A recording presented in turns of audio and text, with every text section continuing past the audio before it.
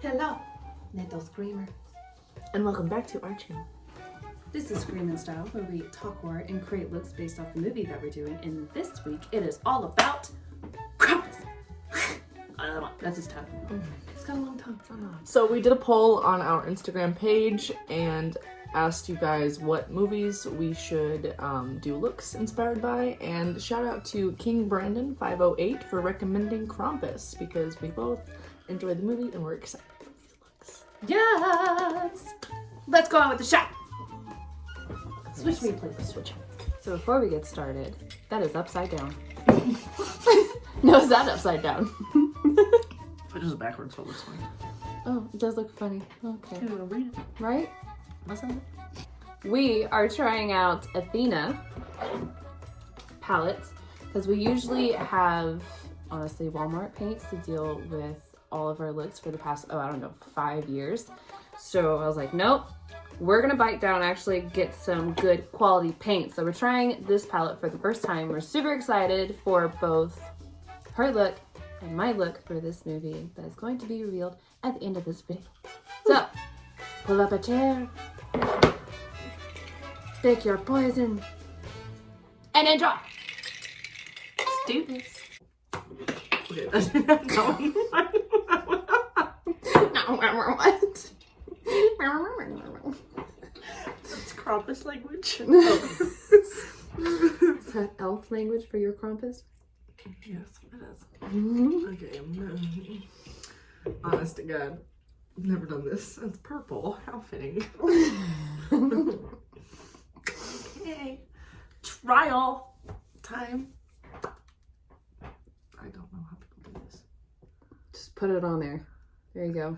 Don't be afraid with it. Just stick it on there. It's cool. I'm so used to our cheap face paints that I'm terrified to use these, actual nice and pretty ones. I don't even want to mess up the palette. It's so pretty. I know. I don't want to dig into it. So Krampus came out in 2015. It is a PG-13 movie and it was written and directed by Michael Dougherty. Co-written by Todd Casey and Zach Shields.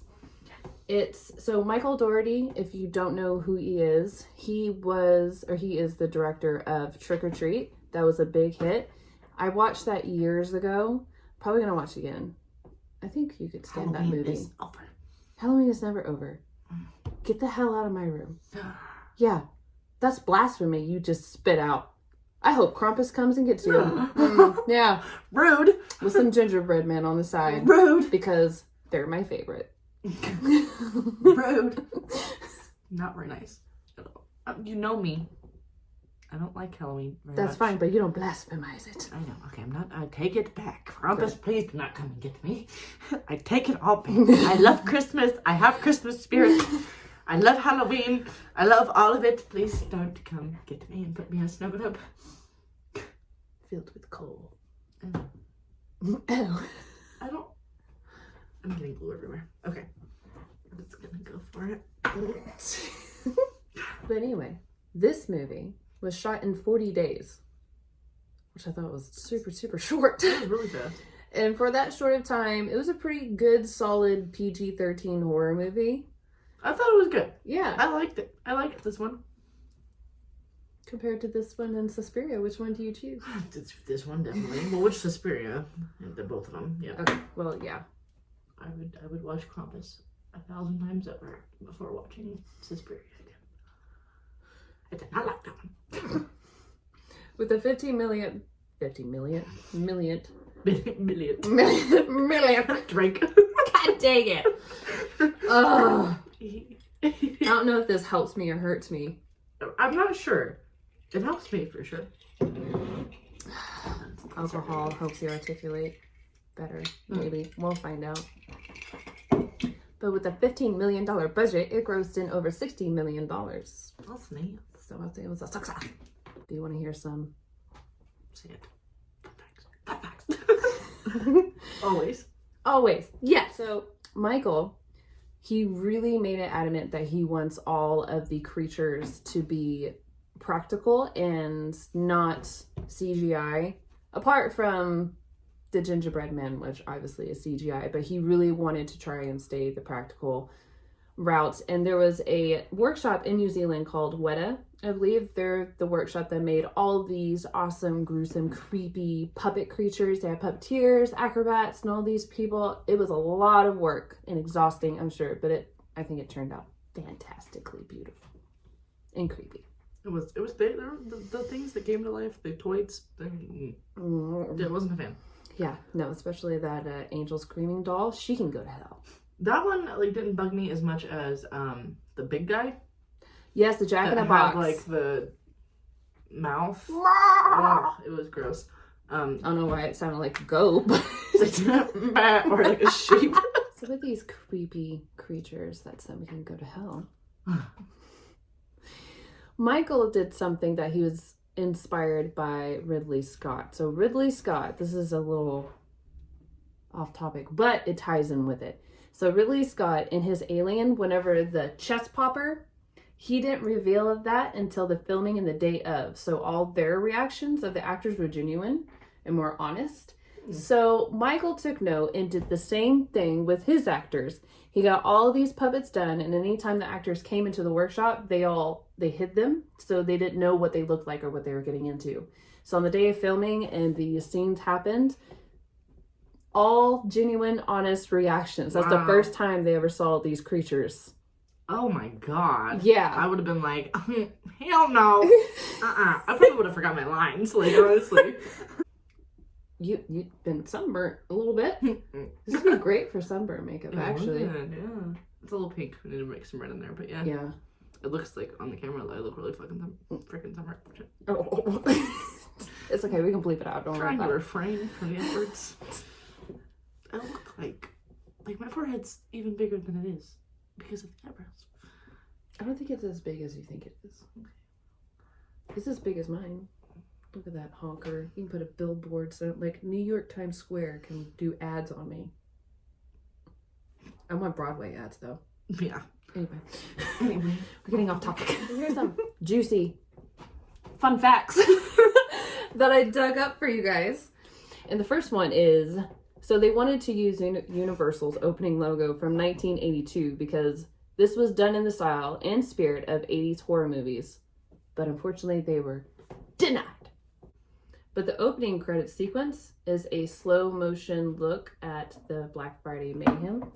I mean, really, that whole thing was just to set the tone of how Christmas has kind of strayed away from the whole spirit of what it originated it to be. What do you... No, like, yeah. Is that your left for your face? No, it wasn't my face. I was kind of just like agreeing, like, that's how the stores are nowadays. It's ridiculous. But this was the only scene that was shot on location. It was filmed in a New Zealand department store. Okay. Everything else was all sound stages that they did, about 95% of it. And the glimpse of a Christmas Carol playing on the television is meant as a foreshadowing in the film's end. Did you get that? The beginning? Mm-hmm. So on the TV screen, they had the Christmas Carol playing. I didn't notice that, no. I didn't notice that either. Yes. I just look really sunburnt. Violet, you're turning violet. Alright. It's okay. I'm gonna get the base and then we'll be good. It's really good though. It's so much It's easier really to pretty. blend than, like, I am pleased right now. Are we happy with our, hold on, Athena, you can be palette? Yes, so far so good. By the way, this is not an ad, and we didn't get any free stuff at all. We literally just bought it off of Amazon because we were super stoked to get nothing besides, like, Walmart. That didn't come out right. No, it didn't. We were super stoked to get nothing. We're just super stoked to get something besides Walmart paints. Right? Here we go. On to the next fun fact. But the kid who played Max, MJ Anthony, he apparently flirted with every female who visited the set, so everybody called him the little player. That's hilarious. How old is he? He was like, Maybe 10? Yeah, maybe 10, 11. So the film's storyboard artist was drawing David Kochner. I think that's how you say his name. He was the one who played Linda's husband, the asshole who came in.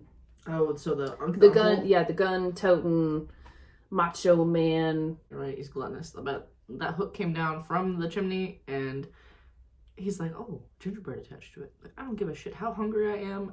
A hook comes down the chimney. I am not going over there." Like, Because all horror movies, people are stupid. They are. And they don't have any brains. Work on that, horror people. well, he was a kid Directors. though too, so it's like Huh? he was a kid too, you know. So I mean, like kids don't know better, but still. Kid or not, have some brains. But David Cockner was in the drawings before the actor had even been considered or cast. And the artist who did the story, Smorgasbord. the smorgasbord, the artist who did the storyboard said he happened to be watching Anchorman in the background, so he just subconsciously drew him while he was doing this, and he played it great. So I think they definitely made a right choice with that. And the original outlines for the film felt too much like a horror film and relied on Krampus picking people off throughout the town. So they eventually brought it forward into being a Christmas movie involving a child's wish, leading his family into the darkness.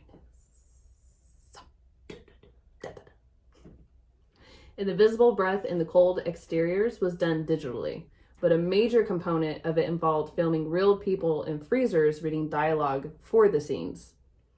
Their breath was then isolated and added optically into the shots. That's cool. Right. And the fake snow, I knew snow didn't look like this or move like this. I'm just saying because of this fact. The fake snow came from different sources, but the snow on the ground is made mostly from diapers. Drop up diapers. So Howie Jr. drinking out of the cup at the 39 minutes and 50 seconds mark whenever is it Aunt Dorothy? Yeah. She's like, all right, kids, I'm going to teach you how to make peppermint schnapps. So that scene was flagged as a moment of concern for showing a child character drinking a sip of spiked hot chocolate, and they worried it could land them an R rating. Wow. But one commented it and said, it didn't say who did, but one of the cast members, or either Michael, it said, so it's okay to show a kid getting swallowed by a clown monster? Right? That's okay? Yeah. All right. But Omi, Krista Sadler, the one who played the grandmother, the all-knowing grandmother, Oh, jeez. Yeah. was originally written to be deaf as opposed to German, but they switched it in part for the cultural connection to Krampus. That's cool. The goal here was to tell a modern-day morality tale using the Krampus tradition, and it was in part a response to today's defanged retelling of classic tales by the likes of Disney and others. Look how smooth it is. I know! It's like not crumbling like Walmart paint does. I don't think you understand Yeah, how right. excited we are right now. Do you know how hard it is to make Walmart paint look real good? Yeah. It flakes in a matter of seconds. It's crumbly. You know what? We're not here to review Walmart paints. Mm-mm. Just know, if you have the option, don't get them. But if that's all you got, make it work, because we did for 4 years. So one of the other few notes that they received was from the studio, and it said to cut back on the baby crying. I'm not quite sure that's an issue, unless that needed to be R-rated too. Maybe just it was annoying. Because I kind of got a with that. Shut that baby up! Like, I can get that. I mean, I get it being scared whenever things were happening, but it did cry a lot. Even if they cut some out, it did. I noticed that. That's funny. Really? I was just like, oh my god. I was like, it was just That's very fussy. funny. Yeah, I didn't even notice that. I did. I was very frustrated. I was I like, think I was shut just... Get her out! Get her out of the way. Take her and remove her. up. Nothing against babies. I know they cry. And I was pleased to find out that my favorites, gingerbread men, were voiced by Seth Green. He is known for like the Italian Job, and he is also in Buffy the Vampire Slayer. And then we have Justin Roiland, who is the co-creator of Rick and Morty, which is another great show. But Doherty got a phone call from LA, and this will make your heart sad. Make you kind of sad here.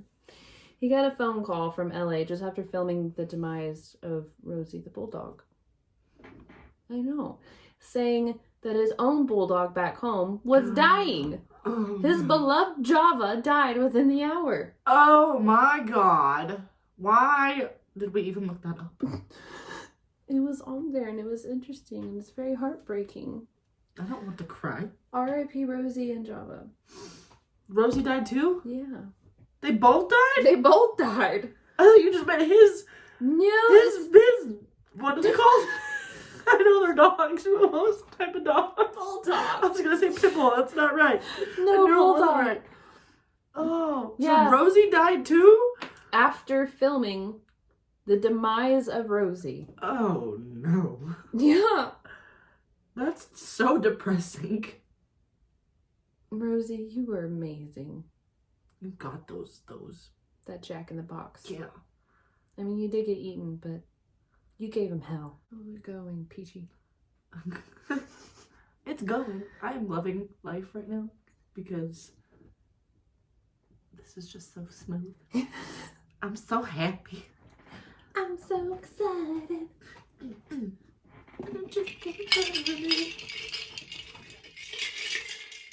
So the film's Krampus is intentionally designed in its shadowed and cowled face to resemble death. Like Krampus is supposed to resemble that? Mm-hmm.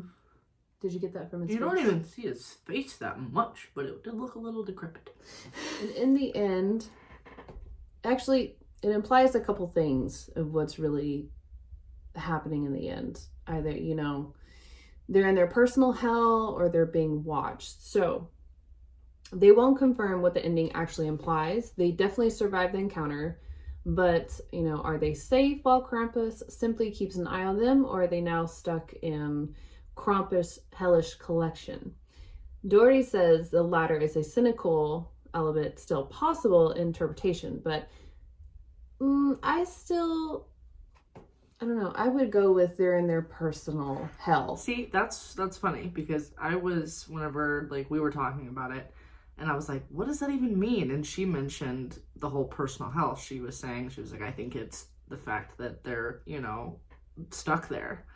And that just, you know, and I was like, what? And in my mind, now that I hear like those two variations, I'm like, I kind of took it as they were just being watched. Like Right. he was like, you mess up again, I'll come kill you for sure, but you don't get to redo. Like, so I don't know. That's cool though. There's like, you can take it either way. That's kind of neat. Yeah, I don't like that they don't tell you which way it's supposed to be because that bugs me. But you know, open for interpretation. Little open ending for you. So hidden among the various snow globes at the end, there is the Psycho house and Doherty's own house too. So in one of the snow globes, it's actually his house, and then the Psycho house. Do you know Psycho? So Psycho is Norman Bates. It's the one where that's a hotel and he dresses up as mother and he kills everybody. Like eat, like that whole thing is that Psycho. Oh. So the Psycho house is actually in one of those snow That's globes. cool. Yeah. So whenever you watch it next, be on the lookout for that. And the early shots of the other houses in the neighborhood are all digital, and they took that opportunity to design some of them after famous houses from 80s movies. The film apparently also features some subliminal imagery, but they didn't choose any of those out. So they haven't said or confirmed, you know, what images they did. And as well, something a bit darker. Supposedly, they also added secret occult imagery into the movie. But again, they decide not to share any of it with anybody of exactly where they put them or what it was. Itty bitty eyebrows. You do the eyebrow dance with them? Yep, you still move. And a couple of other Jesus. I'm gonna drink to that one. That was bad. So Michael said this quote that made me jump up and down, even though it's more than likely probably not going to happen. But just for the fact that it's in his mind made me really excited. So he said, I could do a whole spin-off movie just based off the gingerbread man. And you like him? Yes, please do it. That would be fantastic. Okay, anyway, crying, whiny over. But this last quote, it came from, I'm not quite sure, so I apologize for that. It's either from Michael or from one of the cast members. By the way, it's from the people from the movie themselves. But they said, from craft service to stunts to the art department, everybody had somebody pass away, which just felt odd. That's terrible. Look, everybody died on this movie. Both dogs and relatives. But I'm not One quite day. sure. What happened? I'll throw my paper. Why did you throw your paper? I didn't mean to. It's a little fuzzy. Oh, he's been there. He's been there for you the whole time. All these friends I've had, I've been there for you. Gingerbread. I'm liking the browns. Oh, thanks. Bold and beautiful. I know they're kind of thicker than I was thinking they would be, but You know what song I'm thinking about? big, blonde, and beautiful. Big, blonde, and beautiful. Get Love it. Queen Latifah. Get it. So I found this article when I was sifting through YouTube videos and articles. I found one article that really went in depth of how he did this movie, what he thought about the movie, how it started, and all that good fun stuff. So here is a quote, and I got this from bloodydisgusting.com if you would like to go search for it. But whenever pertaining to the movie, he said, I've always wanted to do a creepy Christmas movie. When I was a kid, I used to draw a character called Santa Claus, because that was like the wittiest thing I could come up with then. He said, when I was an animator, I used to draw my own Christmas cards, and all the cards would have a very Charles Addams or Edward Gorey twisted tone to them. That's So cool. I don't recognize those names. I'm going to have to look those up because that sounds interesting. Yeah. But he said, so it always been in the back of my mind. And then I discovered Krampus in 2004 via the greeting cards. So all of the greeting cards that they used to send out in 1800s, early 1900s started popping up online. And I just fell in love with it. Like the idea that there really was this dark, devilish, Santa Claus-esque figure from European folklore. It was just irresistible. Mm-hmm. And he said, so after this, I teamed up with Todd Casey and Zach Shields, and we started talking about it. And we realized, well, the perfect vehicle for a Krampus movie would be a traditional Christmas movie, which unfortunately is one of the things I didn't like about it. It was Christmas? Because it was very cliche. Full of Christmas tropes that was just... You know what? I'm gonna start a Christmas channel. All Christmas movies, and I'm gonna make you be a part of it. And we're Nope. gonna do all Nope. Christmas looks. Nope, I'm gonna... I said yes to your horror. I had incentive for you. What's your incentive? You can do your Christmas looks, and you can make them gory.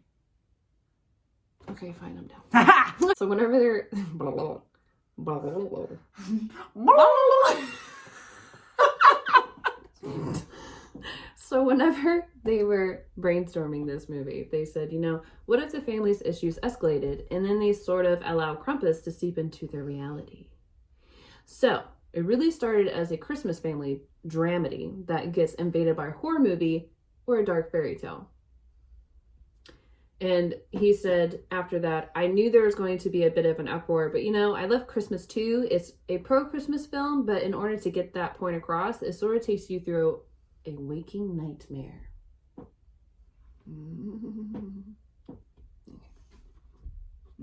I am focusing. You make me mess up my brows, I will mess up your face. Oh, shit. He said, one of my biggest inspirations was A Christmas Carol, which is a ghost story and a really scary nightmare if you think about it. It takes you through this nightmare in order to just reaffirm the true meaning of the holiday, and we really wanted to do something similar. Yeah, I get that. And okay. It does really relate to Christmas Carol, like, cause it's like a tale of, like, you know, you get your shit wrecked, and then you figure out what the meaning of Christmas is. Right? Is that the Scrooge tale? Yes, the ghost, like, of Christmas past, present, future. Yeah, that's Christmas Carol. I thought it just said Scrooge. How's it going, brow face? I know, these are, like, because I don't have any eyes on, so it's like, whoa. It looks good though. That's going. But he said we've definitely Americanized him a little bit in that it takes place in an American suburb in Ohio. And then we added the idea that he has helpers, like Santa Claus does. So Krampus basically has the diabolical version of everything that Santa Claus does. Huh. Yeah. He said we wanted to go for something that looked ancient, you know? He did look a little old. Decrepit. Yeah, as I said earlier. Yeah, because he's got the Santa bag and, like, the bag full of toys, like, but, you know, they're not toys. They're like Nightmare Before Christmas toys. Worse. Scary. True. Very true. So it looked like he just walked out of the Dark Ages. In a sense. The fur pelt, the heavy coats, the rusty chains, but we also wanted to acknowledge that everybody's interpretation of Krampus is different. So we like the idea that we never fully reveal Krampus. Yeah. I think that actually was a very good strategic move. Just in the beginning with his silhouette and jumping from house to house. Yeah. He reminded me of the Beauty and the Beast. Like, he kind of reminds me of that. Like, the Beast. I'm like, but... No, then you see his face, and it's like, oh, okay. Nope. No, I'm not going to kiss you to make you pretty. You are not my prince. Keep your tongue in your mouth. So that's like the movement of his tongue. Please stop. Oh. A little paint. And then he went on to say, you know, you see a face, but is that his real face or not? His current appearance in this film might be a ruse on his part. So he reveals either, you know, Krampus, that's actually his real face, or he's actually wearing a mask. So you don't know. There's a lot of wonderings going on in this movie. There is. I agree. Honestly, I hope that's not his... I feel like his face was a mask because his mouth was just open all the time. And that really annoyed me. I'm like, can you at least close it? Do something? Animate it? Something? Can you close your mouth? Can you close your mouth, please? Can you smile? Can you frown? Can you do something besides just like... I don't like it. I don't like it at all. Can you do the hokey pokey and turn yourself around? I got it! Your chair doesn't spin. I got it! This is so hard on a chair that doesn't spin. Oh, I got fur ass now. A fur burned my ass. Hey, it's getting colder here, so there's no more swamp ass. So That's true, thank God. Now we just have frostbite ass. frostbite ass. Sickle ass. Sickle ass. It doesn't get that cold. It does not get down to freezing. No. It gets freezing for our plants, though. We have to take them inside. Poor hibiscus. Tough day. Tough time of year for that beautiful flower bush thing. When asked over another interview, why the decision to go for practical effects over CGI? We kind of briefly went over this, but he has a quote that really goes in deep. So I'd like to say it for you.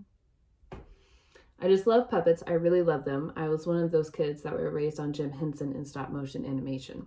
There's a charm and a texture with in-camera effects and creatures that you just don't get with CG.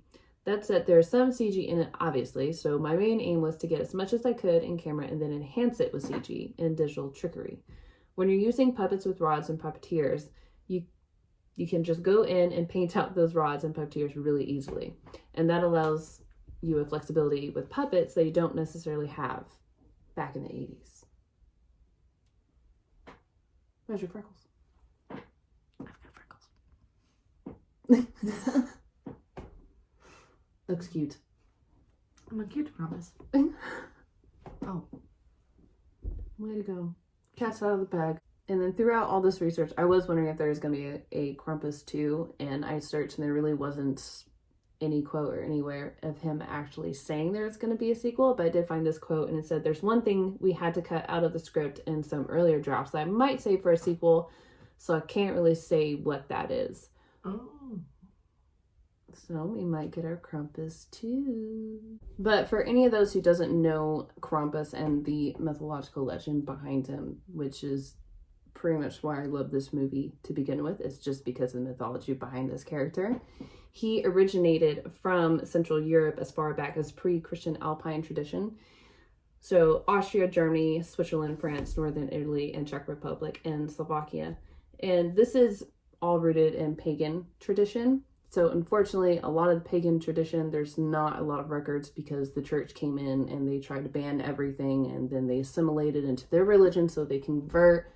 As far as we could tell, his closest origin is from Perkta in Austria, mentioned by the Brothers Grimm. She is a cross of Santa and Krampus because she did both rewards and punishments. And so on the 12 days of Christmas, she would do, put silver coins in shoes of children who were good. But, get this, if you were a naughty child, she would disembowel the bad ones and stuff them back up with straw and pebbles and sew them back up. The good ones get silver coins, and bad ones get turned into stuffed dolls. Weighted down scarecrows. Okay. So, be good. For goodness sake. For goodness sake. And also she would have these spirits that are called Perkton, and you would have these spirits who would bring good fortune with them, and they would chase away all the bad spirits on Christmas. So they would protect you. They were little protectors, and they were cute and beautiful. Yeah. It's only whenever the 11th century came about and St. Nicholas gained popularity until the 16th century, and it's when Krampus actually began to manifest. The version of Krampus we see today is when he actually began to manifest then. The church banned the Perkton, but the Austrians were like, no, you're not going to ban everything about us. So they brought a new creature, and he was similar to the Perkton on appearance, but he served St. Nicholas. So he became the shadow of St. Nicholas. Oh, okay. But back then, it wasn't just one individual. There were many. Krampus was considered a race of monsters, not just one individual spirit. When the Austrians did this and they created Krampus during the Yule period, the church considered this as hedonism and assimilated him into Christian beliefs, because Austrians like, no, we're going to keep our shit and you're going to accept him. So the Christian beliefs assimilated this, and so they pretty much just depicted him as the devil and depicted him with chains to represent the binding of the devil by the church, and he now carried birch sticks to beat misbehaving children. Good Lord. He had a sack to throw children in to carry back to hell, and the worst got eaten or drowned. So you can see how this kind of intertwines with the earliest of Pectra. Is that why some of the kids got eaten? Mm-hmm. So, like, Max wasn't that bad of a kid, so he just got thrown to hell, whereas Howie and them... Oh, they were little shitheads. Yeah. I'd eat them. No. We're gonna take that You out. would what? We're not taking that out. No, You would what? No, we're taking that out. I'm not saying anything. They were shitheads. They deserved to be eaten. Would you eat them if you were a Jack in the Box? I mean, if that was my sole purpose in life, to eat bad kids, then yes, sure. They would be on the list. They would be on my list. So December 5th, the night before St. Nicholas, was considered Krampus night. And Krampus was then allowed to roam the villages to do his punishable work. Did you say December 5th? Mm-hmm. This is back in the day. All this stuff actually happened in early December. Christmas always started in early December. It's only until the church began assimilation and all this stuff is when it became later. So back then... I was just asking so that way I could mark that on my calendar so I'm, not getting eaten by Krampus. all you have to do is be a good girl. You a good girl? We're not gonna venture into that. Would you like a birch stick to be spanked with? Stop! Back to your... Back to my what? I don't remember what you were talking about now. Someone flustered. Little flustered. So then they started to do, and it's actually to this day, they do Krampus runs. Because there is actually a slew of people that dress up as Krampus. I really want to go to these runs. You can go by yourself. You'd love it. It's in Austria. I don't care where it's at. A bunch of Well, horned, it's here too. They actually... horned, it's hairy popular, creature-looking things dressed... No, It's all blocked off. You just, you watch. You go on your Krampus run by yourself. But they're accompanied by Saint Nick.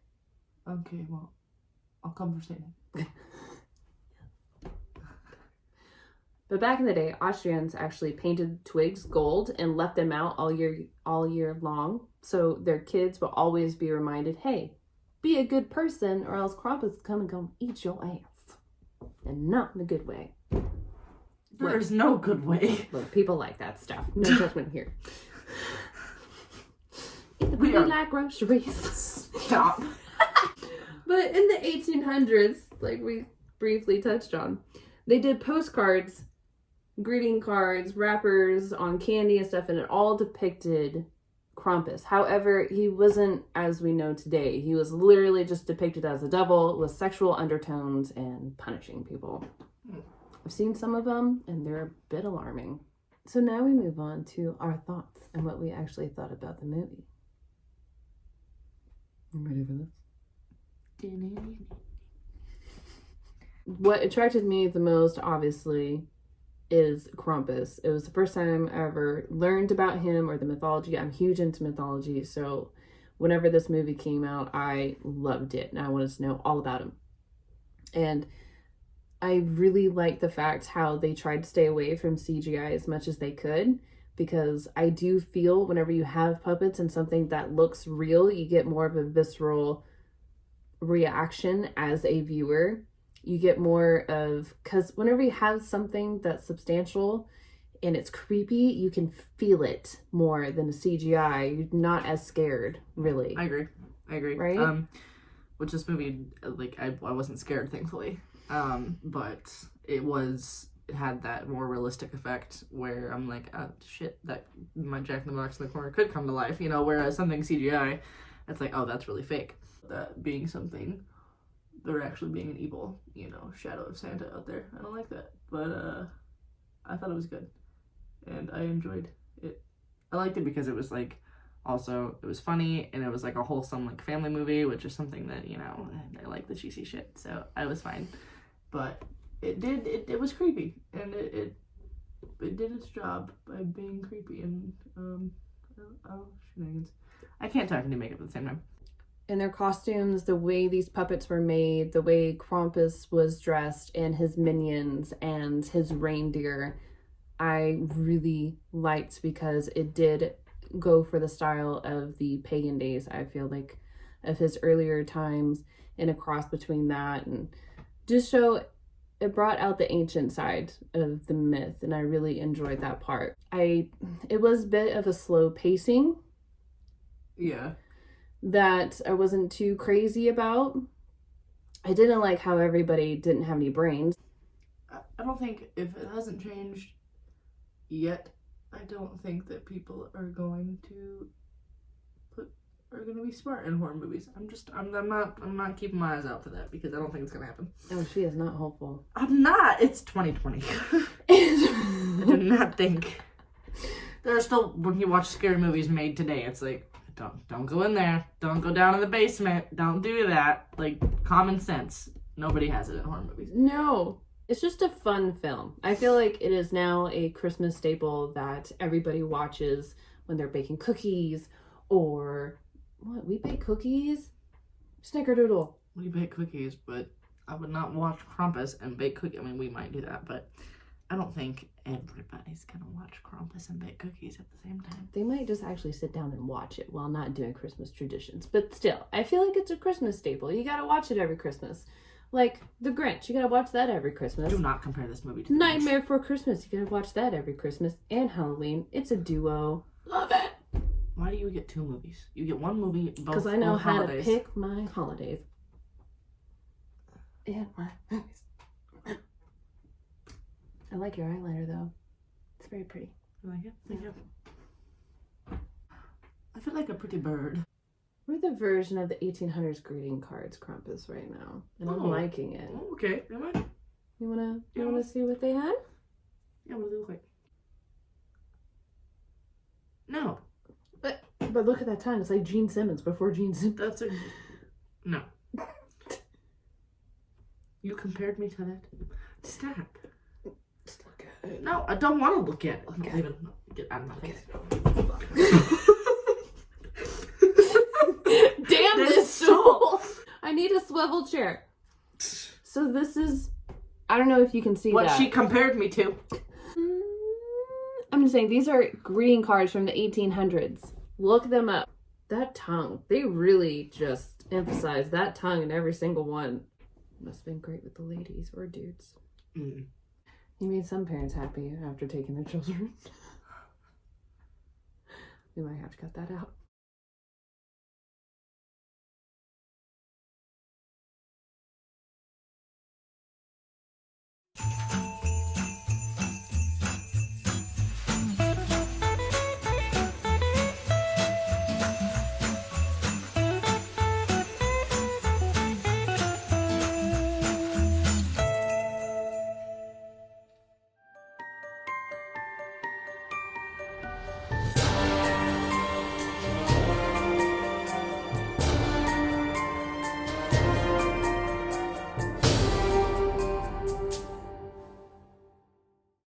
So I hope you've enjoyed our final looks. Obviously, we have took inspiration from Krampus himself, although this is Krampus's wife. She's real glam. Real glam. And my favorite character in the entire movie, the gingerbread man. The killer, lovable, cute gingerbread man. Yes. What's My horns wrong? are drunk. You have drunk horns. I've got drunk horns. One wants to go. Here we go. Could you just cooperate? So, how did you feel about Krampus, Mrs. Krampus? I really liked the movie. I liked the classic spin on our, classic Christmas stories. I wasn't too scared. I liked the plot. I liked that everyone came out alive, semi, depending on which ending you like to, pick. Go with. Yeah. I like to think that, they're all just being watched and that they have to behave. I don't like to think that they're stuck in their own, hell. Is there anything you didn't like about the movie? It was a little slow. It took a minute to get into, the whole, I think that's how every horror movie is, though. Literally, the beginning, I can't with my crooked antlers, horns, whatever the hell you want to call them. It takes a minute to get into, the suspense and the action and all of that stuff. They always wait till the very end to just, everything blows up. But, other than that, it being slow, I don't think I had any, complaints. I wouldn't watch it maybe every Christmas. I don't know, once a year would be fine. But it's been one of my favorites out of the few that we've watched. Look, you're Mrs. Krampus now, so you Right. have to watch your husband slaughter people. Ew, maybe because I like the looks that we've created a lot, but freaking antlers. That's what we get for using tinfoil. It's fine. We were just trying to DIY some shit over here. Whatever, you know. Some DIY is... I can't. I like it. No, it was great. No. You leave my horns alone. I like your horns. They are. So shapely. So... Quit petting me, Mrs. Gingerbread. Stop it. Have you seen the gingerbread? I will have. kill your ass. I have. You're very feisty. There's newspaper missing right in here, so it's me. Oh God, no! Oh no! Too much tequila. Da da da da da da da da da da. Tequila! So make sure you guys like this video, hit the thumbs up, subscribe, and turn on that notification bell Ding dang. to get our further updates on our videos later on. And the drunk antlers don't want to cooperate today. They're not antlers, they're horns, Juliet. Ding dang. They're I'm a drunk Mrs. Krampus. That's fine. Thanks, guys. See you next time.